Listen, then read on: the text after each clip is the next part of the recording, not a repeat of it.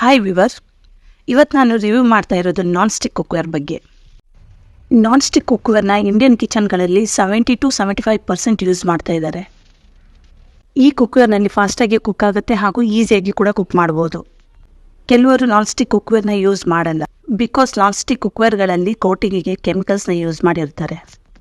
ನಿಮಗೆ ಗೊತ್ತಿರ್ಬೋದು, ಈ ಕುಕ್ವೇರ್ನ ಕೋಟಿಂಗ್ಗಳಿಗೆ 1 to 2 years ವಾರಂಟಿ ಕೊಟ್ಟಿರ್ತಾರೆ. ಮ್ಯಾಕ್ಸಿಮಮ್ ಅಂದರೆ 3 years ಕೊಟ್ಟಿರ್ಬೋದು. ನಾನ್ ಸ್ಟಿಕ್ ಕುಕ್ವೇರ್ನ ಅಪ್ ಟು 260 ಟೆಂಪ್ರೇಚರಲ್ಲಿ ಮಾತ್ರ ಕುಕ್ ಮಾಡಬೇಕು. ಹೈ ಫ್ಲೇಮಲ್ಲಿ ಇಟ್ಕೊಂಡು ಕುಕ್ ಮಾಡಿದ್ರೆ ಹೆಲ್ತಿಗೆ ತುಂಬ ಡೇಂಜರಸ್.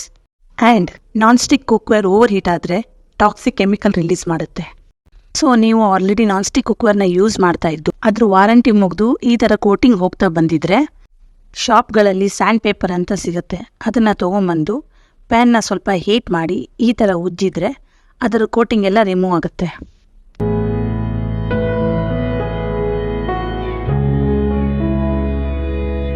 ನೋಡಿ ಎಷ್ಟು ಹಾರ್ಮ್ಫುಲ್ ಕೆಮಿಕಲ್ಸ್.